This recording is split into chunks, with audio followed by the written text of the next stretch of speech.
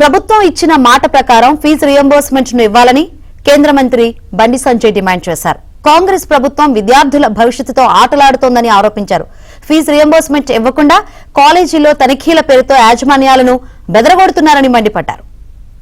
ఇంతకు కేసీఆర్ గిట్లా చేసిండు. గిట్లా చేస్తేనే కేసీఆర్ కు పుట్టగతులు లేకుండా అయిపోయినాయి. రోడ్డు మీద తిరిగే పరిస్థితి లేదు. ఇలా కాంగ్రెస్ పార్టీ ప్రభుత్వం పరిస్థితి కూడా గట్టవుతుంది. చర్చలు చేయాలి. ఏం చేస్తుంది కాంగ్రెస్ ప్రభుత్వం? నిన్న బిజినెస్ మీటింగ్ పెట్టిరట. బిజినెస్ మీటింగ్ పెట్టి ఏ కాలేజీలో ఏ ఏర్పాట్లు ఉన్నాయి, ఏ విధంగా సౌకర్యాలు ఉన్నాయి, వాటి మీద నివేదికండి, వాళ్ళని బెదిరించండి, ఇంకోసారి ఫీజు రియంబర్స్మెంట్ అడగద్దు అని ఒక హెచ్చరిక జారీ చేయడానికి ఇలా కాంగ్రెస్ పార్టీ ప్రభుత్వం ముందుకు వచ్చిందంటే ఇంతకంటే మూర్ఖత్వం ఇంకోటి కాదు. అంటే బ్లాక్ మెయిల్ చేయాలనుకుంటారు. ఏం మీరు బ్లాక్ మెయిల్ ప్రభుత్వం ఇది. మీరు బ్లాక్ మెయిల్